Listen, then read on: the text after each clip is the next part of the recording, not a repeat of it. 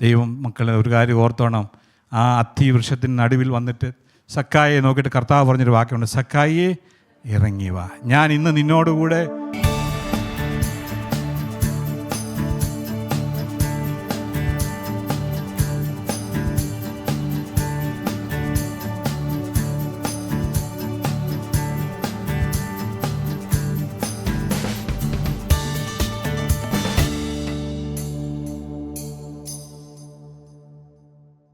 പ്രാരംഭമായിട്ടൊരു വാക്യം വായിക്കുവാനായിരിക്കും. എബ്രായ ലേഖനം 6-ാം അധ്യായം അതിൻ്റെ 1-ാം വാക്യം. Hebrews chapter 6 verse 1. മാനസാന്തരം, ദൈവത്തിങ്കിലെ വിശ്വാസം, സ്നാനങ്ങളെക്കുറിച്ചുള്ള ഉപദേശം, കൈവെപ്പ്, മരിച്ചവരുടെ പുനരുത്ഥാനം, നിത്യശിക്ഷാവിധി എന്നിങ്ങനെയുള്ള അടിസ്ഥാനം പിന്നെയും ഇടാതെ ക്രിസ്തുവിനെക്കുറിച്ചുള്ള ആദ്യ വചനം വിട്ട് പരിജ്ഞാനപൂർത്തി പ്രാപിപ്പാൻ ശ്രമിക്കുക. ദൈവത്തിൻ്റെ ആത്മാവ് എബ്രായ ലേഖന കർത്താവിലൂടെ നമ്മളോട് സംസാരിക്കുന്ന ഒരു കാര്യമാണ്. 2 കാര്യങ്ങളാണ് അവിടെ പറയുന്നത്. ഒന്ന്, അടിസ്ഥാനമായ കാര്യങ്ങൾ അല്ലെങ്കിൽ എലമെൻ്ററി ടീച്ചിങ്സ്, ക്രിസ്തുവിനെക്കുറിച്ചുള്ള ആദ്യ വചനം. അവിടെ തന്നെ എന്നും ഇങ്ങനെ നിൽക്കാതെ നിങ്ങൾ എന്ത് ചെയ്യണമെന്നാ, ക്രിസ്തുവിനെക്കുറിച്ചുള്ള പരിജ്ഞാനപൂർത്തി അല്ലെങ്കിൽ മെച്യൂരിറ്റിയിലേക്ക് വളരുവാൻ തക്കവണ്ണം നമ്മൾ ശ്രമിക്കണമെന്നാണ്. 6 കാര്യങ്ങളാണ് അതിൻ്റെ അടിസ്ഥാന വചനമായിട്ട് അല്ലെങ്കിൽ ആദ്യ വചനമായിട്ട് ദൈവത്തിൻ്റെ ആത്മാവ് ഓർമ്മിപ്പിക്കുന്നത്. ഒന്നാമത് പറയുന്നത് എന്താണ്? നിർജീവ പ്രവൃത്തികളെക്കുറിച്ചുള്ള മാനസാന്തരം. ഇംഗ്ലീഷിൽ വായിക്കുന്നത് റിപ്പൻറ്റൻസ് ഫ്രം ഡെഡ് വർക്ക്സ്, നിർജീവ പ്രവൃത്തികളിൽ നിന്നുള്ള മാനസാന്തരം എന്നാണ്. രണ്ടാമത് ദൈവത്തിങ്കിലെ വിശ്വാസം, ഫെയ്ത്ത് ടുവേർഡ്സ് ഗോഡ്. ഇതെല്ലാം അടിസ്ഥാനപരമായ കാര്യങ്ങളാണ്. സ്നാനങ്ങളെക്കുറിച്ചുള്ള ഉപദേശം, ടീച്ചിങ്സ് ഓഫ് ബാപ്റ്റിസം, കൈവെപ്പ്, ലേയിങ് ഓഫ് ഹാൻഡ്സ്, മരിച്ചവരുടെ പുനരുത്ഥാനം, റിസറക്ഷൻ ഓഫ് ദ ഡെഡ്, നിത്യശിക്ഷാവധി, എറ്റേണൽ ജഡ്ജ്മെൻറ്റ്. ഇതെല്ലാം അടിസ്ഥാനപരമായ കാര്യങ്ങളാണ്. ഈ അടിസ്ഥാനം നമ്മൾ ഇട്ട് കഴിയുമ്പോഴാണ് എന്ത് സംഭവിക്കുന്നത്? പരിജ്ഞാനപൂർത്തിയിലേക്ക്, മെച്യൂരിറ്റിയിലേക്ക് നമുക്ക് വരാൻ സാധിക്കുന്നത്. അവിടെ നമ്മൾ 3-ാം വാക്യത്തിൽ നോക്കി, ദൈവം അനുവദിക്കുന്ന പക്ഷം നാം അത് ചെയ്യും. ഇപ്പം ദൈവം അനുവദിക്കണമെങ്കിൽ, അതായത് നമ്മളിപ്പോൾ ഒരു ബിൽഡിങ് പണിയാൻ പോകുമ്പോഴേ, സഭാ ഹോൾ പണിയാനായിട്ട് നമ്മൾ പെർമിഷൻ കൊടുത്തിട്ടിരിക്കുക, ചെന്ന് നേരെ കാശുണ്ടെന്ന് പറഞ്ഞ് നമുക്ക് പോയി പണിയാനൊന്നും പറ്റത്തില്ല. ഓരോ കാര്യങ്ങൾക്കൊരു പെർമിറ്റ് വേണം. എന്നതുപോലെ ഒരു ദൈവ പൈതലിൻ്റെ, ഒരു ക്രിസ്തീയ വിശ്വാസിയുടെ ജീവിതത്തിൽ മെച്യൂരിറ്റിയിലേക്ക്, പക്വതയിലേക്ക്, പരിജ്ഞാനപൂർത്തിയിലേക്ക് വളരണമെന്നുണ്ടെങ്കിൽ ആദ്യം എന്ത് ശരിയാവണം? നമ്മുടെ അടിസ്ഥാനം ശരിയാവണം. അടിസ്ഥാനം ഇല്ലാതെ എന്തെല്ലാം പണിയാൻ പോയാലും ആ പണി വിജയിക്കത്തില്ല. ദൈവമക്കളെ, അങ്ങനെയാണെങ്കിൽ ദൈവത്തിൻ്റെ ആത്മാവ് വ്യക്തമായിട്ട് പറയുകയാണ്, നമ്മുടെ അടിസ്ഥാനം ശരിയാണെങ്കിൽ മാത്രമേ നമുക്ക് അതിന് മുകളിലോട്ട് പണിയുവാൻ തക്കൊണ്ട് സാധിക്കുകയുള്ളൂ. ഇന്ന് അനേക ദൈവമക്കളെന്ന് പറയുന്നവരുടെ ജീവിതത്തിലും സഭകളിലും കുടുംബങ്ങളിലും ഒക്കെ ഈ മെച്യൂരിറ്റിയിലേക്ക്, പരിജ്ഞാനപൂർത്തിയിലേക്ക്, വളർച്ചയിലേക്ക് വരാൻ കഴിയാത്തതിൻ്റെ കാരണം എന്താണെന്ന് ചോദിച്ചു കഴിഞ്ഞാൽ, അവർ അടിസ്ഥാനം ശരിയായി പണിതിട്ടില്ല, അടിസ്ഥാനം ഉറപ്പുള്ളതല്ല. അതുകൊണ്ട് എന്ത് ചെയ്യുന്നു? ഒരു ഷാലോ ക്രിസ്ത്യൻ ലൈഫ് എന്ന് പറയും, ഒരു നോമിനൽ ക്രിസ്ത്യൻ ലൈഫ്. ഭക്തന്മാരായിട്ട്, മതഭക്തന്മാരായിട്ട് പള്ളി വരും, പ്രാർത്ഥനയ്ക്ക് പോവും, പറ്റുമെങ്കിൽ ഇട ദിവസത്തെ മീറ്റിങ്ങിന് പോകും, സൂമിലും കയറും, പക്ഷേ നമ്മുടെ ജീവിതത്തിലൊരു വളർച്ചയില്ല. ഒന്നാമത്തെ കാര്യം മാത്രം നമുക്ക് ഇന്നൊന്ന് ചിന്തിക്കാം. ഒന്നാമത് പറഞ്ഞ റിപ്പൻറ്റൻസ് ഫ്രം ഡെഡ് വർക്ക്സ്, നിർജീവ പ്രവൃത്തികളിൽ നിന്നുള്ള മാനസാന്തരം. അത് അടിസ്ഥാനപരമായ കാര്യങ്ങളിൽ പ്രധാനപ്പെട്ട ഒരു കാര്യമാണ് മാനസാന്തരം എന്ന് പറയുന്നത്. ഇന്ന് നമുക്ക് മാനസാന്തരം എന്നുള്ള വിഷയം അധികം ആരും പ്രസംഗിക്കാറില്ല. കാര്യം അത് പ്രസംഗിച്ചാൽ ഒരു മാർക്കറ്റാണ് കിട്ടത്തില്ല, റീച്ച് കിട്ടത്തില്ല. ഒരു പള്ളിയിൽ അച്ഛൻ ആദ്യമായിട്ട് ഒരു പള്ളിയിൽ ചുമതലയേൽക്കാൻ വന്നപ്പോൾ അദ്ദേഹം ആദ്യത്തെ ആഴ്ചയിലെ പ്രസംഗം നിങ്ങൾ മാനസാന്തരപ്പെടുവീ എന്നുള്ള മെസ്സേജായിരുന്നു. എല്ലാവരും നോക്കി, സൂപ്പർ, അച്ഛൻ കൊള്ളാം, നല്ല മെസ്സേജ് അച്ഛൻ പറഞ്ഞത്. രണ്ടാമത്തെ ആഴ്ചയിൽ കുറച്ച് പേരുടെ കൂടുതൽ വന്നു. അന്നും അച്ഛൻ പ്രസംഗിച്ചു, നിങ്ങൾ മാനസാന്തരപ്പെടുവീൻ എന്ന് പറഞ്ഞു. അപ്പം വിചാരിച്ചു ഇന്ന് പുതുതായിട്ടൊക്കെ ചിലരൊക്കെ വന്നതിൻ്റെ പേരിലായിരിക്കും. മൂന്നാമത്തെ ആഴ്ചയിൽ അച്ഛൻ പ്രസംഗിക്കുന്നത് നിങ്ങൾ മാനസാന്തരപ്പെടും. അപ്പോൾ അവർക്ക് മനസ്സിലായി അച്ഛൻ്റെ പ്രായമായതിൻ്റെ എന്തോ ചെറിയ പ്രശ്നമുണ്ട്, ഓർമ്മക്കുറവുണ്ട്. മൂപ്പന്മാരുടെ അച്ഛനെ വിളിച്ചിട്ട് പറഞ്ഞു, അച്ഛാ അച്ഛൻ കഴിഞ്ഞ ആഴ്ചയും ഈ ആഴ്ച എൻ്റെ അങ്ങേ ആഴ്ച എല്ലാം ഒറ്റ വിഷയം, നിങ്ങൾ മാനസാന്തരപ്പെടും. എന്താ അച്ഛൻ വേറെ പ്രസംഗമൊന്നുമില്ല. അച്ഛൻ പറഞ്ഞ അതിന് കാരണമുണ്ട്. അതെന്താ? നിങ്ങൾ മാനസാന്തരപ്പെടുകയും എന്നാണ്. നമുക്ക് ചിരിക്കാൻ തോന്നുമെങ്കിലും അതിനകത്തൊരു സന്ദേശമുണ്ട്. അനേകർ ഇന്ന് എന്താ ചെയ്യുന്നത്? മാനസാന്തരപ്പെടുന്നതിനെക്കുറിച്ച് വലിയ ഇമ്പോർട്ടൻസ് ഇല്ല. വിശ്വാസത്തെക്കുറിച്ച് പ്രസംഗിച്ചാൽ വിശ്വാസം ദൈവം നിങ്ങളെ അനുഗ്രഹിക്കും, തലമുറകളുടെ അവസ്ഥകൾ മാറ്റും, നിങ്ങളുടെ സാഹചര്യങ്ങളെ ദൈവം മാറ്റും എന്നൊക്കെ പറഞ്ഞു കൊടുക്കാമെങ്കിൽ ഭയങ്കര വിശ്വാസമാണ്. പക്ഷേ ദൈവനത്തിൽ പറയുന്ന ഇമ്പോർട്ടൻസ് നോക്കുമ്പോൾ റിപ്പൻറ്റ് ആൻഡ് ബിലീവ് എന്ന എല്ലായിടത്തും കാണുന്നത്. മാനസാന്തരപ്പെടുവീൻ, വിശ്വസിപ്പീൻ. മാനസാന്തരപ്പെട്ട് സുവിശേഷത്തിൽ വിശ്വസിപ്പീൻ. അപ്പോൾ ഈ ഫെയ്ത്തിന് മാത്രം നമ്മൾ ഇമ്പോർട്ടൻസ് കൊടുക്കുമ്പോൾ എന്ത് സംഭവിക്കുന്നത്? അടിസ്ഥാനം നമ്മളുടെ ശരിയാവുന്നില്ല, മാനസാന്തരം ശരിയാവുന്നില്ല എന്നാണ് കാണുന്നത്. വാസ്തവത്തിൽ മാനസാന്തരം എന്ന് പറഞ്ഞാൽ ഒരിക്കലായിട്ട് സംഭവിക്കേണ്ട. ഇത് നമ്മൾ ചിലർ വിചാരിക്കുന്നുണ്ടായിരിക്കും, ഈ ബ്രദർ മാനസാന്തരത്തെക്കുറിച്ച് പ്രസംഗിക്കും. ഞാൻ 1998 ആ കൺവെൻഷന് ഞാൻ കൈ ഉയർത്തി മാനസാന്തരപ്പെട്ടതാണ്. ചിലർ പറയും ഞാൻ അന്നൊരു സുവിശേഷൻ എൻ്റെ അടുക്ക വന്നപ്പോൾ ഞാൻ മാനസാന്തരം. അങ്ങനെയല്ല. ഇതൊരു സ്കിൻ ഡിസീസുള്ള ഒരാൾ, ത്വക്ക് രോഗമുള്ള ഒരാൾ ഡോക്ടറെ അടുക്ക ചെന്നൊരു ഡോക്ടർ ചോദിച്ചു, നിങ്ങൾ കുളിക്കാറുണ്ടോ എന്ന് ചോദിച്ചു. ഞാൻ പറഞ്ഞു, പിന്നെ ഡോക്ടർ അത് ഞാൻ 10 വർഷം മുമ്പ് എൻ്റെ കല്യാണത്തിൻ്റെ ദിവസം രാവിലെ കുളിച്ചാന്ന് പറഞ്ഞാൽ ഡോക്ടർക്ക് പിന്നെ ടെസ്റ്റിൻ്റെ ഒന്നും ആവശ്യമില്ല. എന്താ കാര്യം? ശുദ്ധിയില്ലാത്തതല്ലേ. എന്നതുപോലെ ഞാൻ അന്ന് സ്നാനപ്പെട്ടു അല്ലെങ്കിൽ അന്ന് ഞാൻ മാനസാന്തരപ്പെട്ടു എന്നുള്ളതല്ല. ഓരോ ദിവസവും നമ്മുടെ ജീവിതത്തിൽ സംഭവിക്കേണ്ട കാര്യമാണ് മാനസാന്തരം. കർത്താവ് പറഞ്ഞു, ലൂക്കോസിന് സുവിശേഷം 9-ാം അധ്യായം 23-ാം വാക്യത്തിൽ എന്താ വായിക്കുന്നത് നമ്മൾ? Luke chapter 9 verse 23. പിന്നെ അവൻ എല്ലാവരോടും പറഞ്ഞത്, എന്നെ അനുഗമിപ്പാൻ ഒരുത്തൻ ഇച്ഛിച്ചാൽ അവൻ തന്നെത്താൻ നിഷേധിച്ച് നാൾ തോറും തൻ്റെ ക്രൂശ് എടുത്തും കൊണ്ട് എന്നെ അനുഗമിക്കും. ഇവിടുത്തെ ഒരു വാക്യം ശ്രദ്ധിക്കുക. നാൾ തോറും, ഡെയിലി, ദിവസേന, എല്ലാ ദിവസവും നമ്മളെ തന്നെ ത്യജിച്ച്, നമ്മളെ തന്നെ നിഷേധിച്ച് ദൈവത്തെ അനുഗമിപ്പാനാണ് ദൈവം ആഗ്രഹിക്കുന്നത്. പൗലോസ് അതാ പറഞ്ഞു, ഞാൻ ദിവസേന മരിക്കുന്നു എന്ന് പറയുന്നുണ്ട്. ഐ ഡൈ ഡെയിലി എന്നാണ് പറയുന്നത് അല്ലേ. നമ്മുടെ വിചാരിക്കും ഈ ഡെയിലിയുടെ ആവശ്യം എന്താ, ആഴ്ചയിൽ ഒരിക്കൽ പോരായോ? ആ ഡൈയെക്കുറിച്ചല്ല പറയുന്നത്. ഞാൻ ദിവസേന മരിക്കുന്നു എന്നാണ് പൗലോസ് പറഞ്ഞത്. കർത്താവ് അതാ പറഞ്ഞത്, നീ എൻ്റെ പിന്നാലെ ഒരുവൻ വരുവാൻ വാസ്തവമായി ഇച്ഛിച്ചാൽ എന്ത് ചെയ്യണം? തന്നെത്താൻ ത്യജിച്ച് ദിനംതോറും, എല്ലാ ദിവസവും, ഞായറാഴ്ച മാത്രമല്ല എല്ലാ ദിവസവും എന്നെ ക്രൂശ് എടുത്ത് അനുഗമിക്കട്ടെ എന്നാണ് ദൈവത്തിൻ്റെ വചനം. പലരും ഇന്ന് ഒരു സൺഡേ ക്രിസ്ത്യൻസായിട്ട്, ഞാൻ ഇപ്പോൾ പറഞ്ഞ പോലെ മതഭക്തന്മാരായിട്ട് നിൽക്കുന്നതിൻ്റെ കാര്യം അവർക്ക് എല്ലാം അറിയാം, പക്ഷേ മുൻപോട്ട് പോകാൻ കഴിയുന്നില്ല, വളർച്ച പ്രാപിപ്പാൻ കഴിയുന്നില്ല, മെച്യൂരിറ്റിയിലേക്ക് വരാൻ കഴിയുന്നില്ല. അതിൻ്റെ കാരണം മാനസാന്തരം എന്ന ആ വിഷയത്തിന് നമ്മൾ പ്രാധാന്യം കൊടുക്കാത്തതുകൊണ്ടാണ്. ദൈവവചനത്തിലേക്ക് നമ്മൾ തിരിയുമ്പോൾ പുതിയ നിയമത്തിലെ കീ മെസ്സേജ് അല്ലെങ്കിൽ താക്കോൽ സന്ദേശം എന്ന് പറഞ്ഞാൽ തുടക്കം മുതലേ കാണുന്ന ഒരു കാര്യമുണ്ട്. എന്താണ്? നിങ്ങൾ മാനസാന്തരം. യോഹന്നാൻ സ്നാപകൻ മത്തായിയുടെ സുവിശേഷം 3-ാം അധ്യായം 11-ാം വാക്യത്തിൽ വായിക്കുന്നു, ആ കാലത്ത് യോഹന്നാൻ സ്നാപകൻ വന്നു യഹൂദ്യ മരുഭൂമിയിൽ പ്രസംഗിച്ചു, സ്വർഗരാജ്യം സമീപിച്ചിരിക്കാൻ മാനസാന്തരപ്പെടുവീൻ എന്നാണ് ആദ്യത്തെ സന്ദേശം. യോഹന്നാൻ്റെ സന്ദേശം മുഴുവൻ അതായിരുന്നു, നിങ്ങൾ മാനസാന്തരപ്പെടുന്നു. ഒരു യോഹന്നാന് കിട്ടിയെന്താണെന്ന് നമുക്കറിയാം. പ്രസംഗിച്ചതിൻ്റെ ഫലമായിട്ട് ജയിലിൽ പോയി, തൻ്റെ തല നഷ്ടപ്പെട്ടു. കർത്താവായ യേശു ക്രിസ്തുവിൻ്റെ സന്ദേശം തുടങ്ങുന്ന നമുക്ക് മർക്കോസിന് ശേഷം 1-ാം അധ്യായം 15-ാം വാക്യത്തിൽ എന്താ നമ്മൾ വായിക്കുന്നത്? കാലം തികഞ്ഞ് ദൈവരാജ്യം സമീപിച്ചിരിക്കുന്നു, മാനസാന്തരപ്പെട്ട്. കർത്താവ് പറഞ്ഞില്ല, നിങ്ങളെല്ലാവരും കാലം തികഞ്ഞു, സമയം തികഞ്ഞിരിക്കുന്നു, നിങ്ങളിപ്പോൾ വിശ്വസിപ്പീൻ എന്നല്ല പറഞ്ഞ്, മാനസാന്തരപ്പെട്ട് സുവിശേഷത്തിൽ വിശ്വസിപ്പീൻ. കർത്താവ് തന്നെ വീണ്ടും പറഞ്ഞിട്ടുണ്ട്, നിങ്ങൾ മാനസാന്തരപ്പെടാഞ്ഞാൽ നിങ്ങളെല്ലാവരും അങ്ങനെ തന്നെ നശിച്ചു പോകും. Repent or perish. ഒന്നുകിൽ നിങ്ങൾ മാനസാന്തരപ്പെടുക, അല്ലെങ്കിൽ നിങ്ങൾക്ക് നാശമായിരിക്കും. പീലാത്തോസ് ചില ഗലീലക്കാരുടെ രക്തം കലർത്തി യാഗം കഴിച്ചു. അതിൻ്റെ കാര്യം യേശുവിൻ്റെ ചോദിച്ചപ്പോൾ യേശു പറഞ്ഞു, നിങ്ങൾ മാനസാന്തരപ്പെട്ടില്ലെങ്കിൽ അങ്ങനെ തന്നെ നശിച്ചു പോകും. ശീലോഹാം എന്നൊരു ഗോപുരം തകർന്ന് 18 പേര് മരിച്ചു. നിങ്ങളും മാനസാന്തരപ്പെട്ടില്ലെങ്കിൽ നിങ്ങൾ അവരെക്കാൾ നന്നായിട്ടുള്ളവരായോണ്ടല്ല, മാനസാന്തരപ്പെടുവാൻ ദൈവം നമുക്ക് അവസരം തരുന്നത് കൊണ്ടാണ്. കർത്താവ് അവനോട് ചേർന്ന് പറഞ്ഞൊരു ഉപമയും നമുക്കറിയാം. ഒരു മുന്തിരിത്തോട്ടത്തിൽ നട്ട ഒരു അത്തിവൃക്ഷം, അതിനെക്കുറിച്ച് കർത്താവ് എന്താ പറയുന്നത്? ഒരു ഉപമ പറഞ്ഞത് അതിൻ്റെ 6-ാം വാക്യത്തിൽ വായിക്കുന്നത്, അവൻ ഈ ഉപമയും പറഞ്ഞത്, ഒരുത്തിന് തൻ്റെ മുന്തിരിത്തോട്ടത്തിൽ നട്ടിരുന്ന ഒരു അത്തിവൃക്ഷം ഉണ്ടായിരുന്നു. ചിലർ വിചാരിക്കും മുന്തിരിത്തോട്ടത്തിൽ എങ്ങനെ അത്തിവൃക്ഷം നടുന്നതെന്നല്ലേ.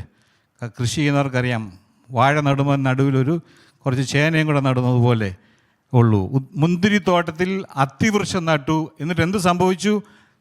അതിൻ്റെ ഫലം അന്വേഷിച്ചു ഉടമസ്ഥൻ. തോട്ടക്കാരനോട് പറഞ്ഞാൽ ഇപ്പോൾ 3 വർഷമായിട്ട് ഈ അത്തിയിൽ ഫലം തികഞ്ഞു വരുന്നു, കാണുന്നില്ല. നീ ഒരു കാര്യം ചെയ്തേരെ, അതിനെ വെട്ടിക്കളഞ്ഞേരെ. 3 വർഷം വെയിറ്റ് ചെയ്തു. അപ്പോൾ തോട്ടക്കാരൻ പറയുന്ന വാക്കാണ് അതിന് അവൻ, കർത്താവേ, ഞാൻ അതിന് ചുറ്റും കിളച്ച് വളം ഇടുവോളം ഈ ആണ്ടുകൂടെ നിൽക്കട്ടെ, മേലാൽ കായ്ച്ചെങ്കിലെങ്കിലോ വെട്ടിക്കളയാമെന്ന് പറഞ്ഞു. ദൈവമക്കളെ, നമ്മുടെ ഓരോരുത്തരുടെയും ജീവിതത്തിൽ ദൈവം ഒരു അവസരം കൂടെ തരുന്നു. ഇന്ന് നമ്മൾ ആരോഗ്യത്തോടെ ഇവിടെ വന്നിരിക്കുന്നു. നമ്മളൊരു കാര്യം മനസ്സിലാക്കണം, നമ്മൾ ഒത്തിരി കാര്യങ്ങൾ കേൾക്കുന്നുണ്ട്. കർത്താവ് നമുക്ക് ഒത്തിരി വളവിട്ട് വചനം കേൾപ്പിച്ച് സൂമിലൂടെ കയറ്റി, എല്ലാ ദിവസവും സൂം മീറ്റിംഗ് ഉണ്ട്, എല്ലാം നമ്മൾ കേൾക്കുന്നുണ്ട്. പക്ഷേ മാനസാന്തരത്തിന് യോഗ്യമായ ഫലം കായ്ക്കുന്നുണ്ടോ എന്നുള്ളതാണ് നമ്മൾ മനസ്സിലാക്കേണ്ടത്.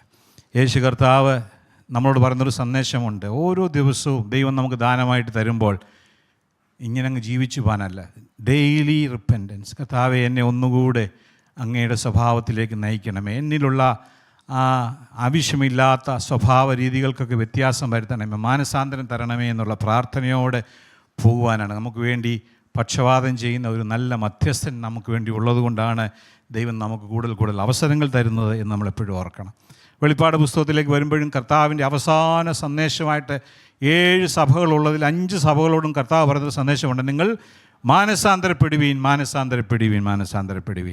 പക്ഷേ അവർ അത് ശ്രദ്ധയോടെ കേട്ടിട്ടില്ല, ആ വാണിങ്ങിനെ അവർ സ്വീകരിച്ചില്ല എന്നുള്ളത് ചരിത്രം നമ്മളെ പഠിപ്പിക്കുന്ന കാര്യമാണ്. പത്രോസ് ലീഗ പെന്തിക്കോസ് ദിനത്തിൽ എഴുന്നേറ്റ് എന്ന് പറഞ്ഞ സന്ദേശത്തിൽ അവർ ചോദിച്ചു, ഞങ്ങൾ എന്ത് ചെയ്യണമെന്ന് ചോദിച്ചാൽ പത്രോസ് എന്തോ പറഞ്ഞേ?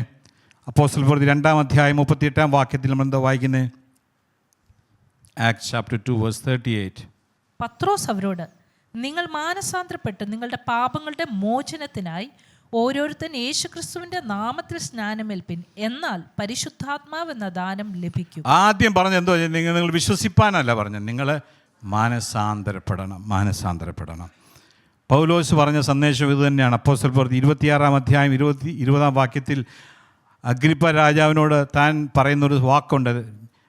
ഞാൻ ആദ്യം ദമസ്കോസിലും യെരുശലേമിലും യഹൂദ്യ ദേശത്തെങ്ങും ഉള്ളവരോടും പിന്നെ ജാതികളോടും പ്രസംഗിച്ചൊരു സന്ദേശമുണ്ട്. എന്തോ, മാനസാന്തരപ്പെട്ട് ദൈവത്തിങ്കിലേക്ക് തിരിഞ്ഞ് മാനസാന്തരത്തിന് യോഗ്യമായ ഫലം ചെയ്യണം, പ്രവൃത്തികൾ ചെയ്യണമെന്ന് പ്രസംഗിച്ചു. ദൈവമക്കളെ ഓർക്കുക, ഓരോ അപ്പോസ്തലന്മാരും ഓരോ കർത്താവും എല്ലാം പ്രസംഗിച്ചതിൽ കാതലായ വിഷയം, കീ മെസ്സേജ് എന്ന് പറഞ്ഞാൽ മാനസാന്തരം എന്നുള്ളതായിരുന്നു. നമുക്ക് പലപ്പോഴും എന്തെങ്കിലും ഒരു പ്രശ്നം വരുമ്പോൾ അല്ലെങ്കിൽ ഒരു സങ്കടം വരുമ്പോൾ നമുക്ക് ഭയങ്കര മാനസാന്തരം. അമേരിക്കയിലുള്ളവർക്കറിയാം, 9/11 എന്ന് പറഞ്ഞൊരു വലിയൊരു ടവർ ഇടിച്ച് കളഞ്ഞ ഒരു ദിവസമുണ്ട്. ആ ദിവസങ്ങളിലൊക്കെ ചർച്ചുകളിലൊക്കെ ഫുൾ അറ്റൻഡൻസ് ആയിരുന്നു, മീറ്റിങ്ങുകൾക്കൊക്കെ ഇഷ്ടം പോലെ ആളായിരുന്നു. അതിൻ്റെ ചൂട് കഴിയുമ്പോൾ അത് പെതുക്കി അങ്ങ് നീക്കും. COVID-19 വന്നപ്പോൾ ആളുകളെല്ലാം ഭയങ്കര ഉത്സാഹമായിരുന്നു, സൂമിലൊക്കെ കയറുന്നു, പ്രെയർ ലൈൻ തുടങ്ങുന്നു എന്ന് വേണ്ട, അതിൻ്റെ ചൂട് കഴിയുമ്പോഴും പിന്നെയും പഴയതുപോലെ. ഇങ്ങനെ ടെമ്പറലായിട്ടുള്ള മാനസാന്തരമല്ല ദൈവം ആഗ്രഹിക്കുന്നത്, സ്ഥായിയായ നിലനിൽക്കുന്ന മാനസാന്തരമാണ്. വെളിപ്പാട് പുസ്തകത്തിൽ ദൈവത്തിൻ്റെ ആത്മാവ് പലയിടത്ത് രേഖപ്പെടുത്തിയിട്ടുണ്ട്. ഞാൻ അവർക്ക് മാനസാന്തരപ്പെടുവാൻ സമയം കൊടുത്തു, ബാധകൾ അയച്ചു, ഞാൻ ചില കഷ്ടങ്ങളിലൂടെ അവരെ കടത്തി, എന്നിട്ടും അവർക്ക് മാനസാന്തരപ്പെടുവാൻ മനസ്സില്ലായിരുന്നു എന്ന് നമ്മളവിടെ വായിക്കുന്നു. നമ്മൾ ഈ പൗലോസിൻ്റെ തന്നെ ഒരു വാക്യത്തിലേക്ക് തിരിച്ചു വരാം. 2 തരത്തിലുള്ള മാനസാന്തരമുണ്ട്. Godly സോറോയുണ്ട്, worldly സോറോയുണ്ട്. ദൈവികമായ ദൈവം തരുന്ന മാനസാന്തരം, ദൈവം നമ്മുടെ ഉള്ളിൽ ഉണ്ടാക്കുന്ന മാനസാന്തരം, ലോകപ്രകാരമുള്ള മാനസാന്തരം. അത് നമുക്ക് 2 കൊരിന്ത്യർ 7-ാം അധ്യായം 10-ാം വാക്യം ഒന്ന് വായിക്കുക. 2 Corinthians chapter 7 verse 10. ദൈവഹിതപ്രകാരമുള്ള ദുഃഖം അനുതാപം വരാത്ത മാനസാന്തരത്തെ രക്ഷയ്ക്കായി ഉളവാക്കുന്നു, ലോകത്തിൻ്റെ ദുഃഖമോ മരണത്തെ ഉളവാക്കുന്നു. 2 തരത്തിലുള്ള മാനസാന്തരത്തെക്കുറിച്ച് കാണാം. ദൈവം നമ്മുടെ ഉള്ളിൽ തരുന്ന ഒരു ദുഃഖം അല്ലെങ്കിൽ ഒരു മാനസാന്തരം മൂലം നമുക്കുണ്ടാവുന്ന മാറ്റം, അതല്ലാതെ ലോകം തരുന്ന ഒരു ദുഃഖം അല്ലെങ്കിൽ ലോകം തരുന്ന ലോകത്തിൻ്റെ പാഠങ്ങളിൽ നമുക്ക് ലഭിക്കുന്ന മാനസാന്തരം. ഇത് രണ്ടും 2 തരങ്ങളിലേക്കാണ്. ഒന്ന്, രക്ഷയിലേക്ക് അനുതാപം വരാത്ത മാനസാന്തരം രക്ഷയ്ക്ക് ഉളവാക്കുന്നു, അത് നമ്മുടെ രക്ഷയിലേക്ക് നയിക്കുന്നു, അത് ദൈവത്തിൽ നിന്ന് ലഭിക്കുന്ന മാനസാന്തരമാണ്. മറ്റേതെന്ത് ചെയ്യുന്നു?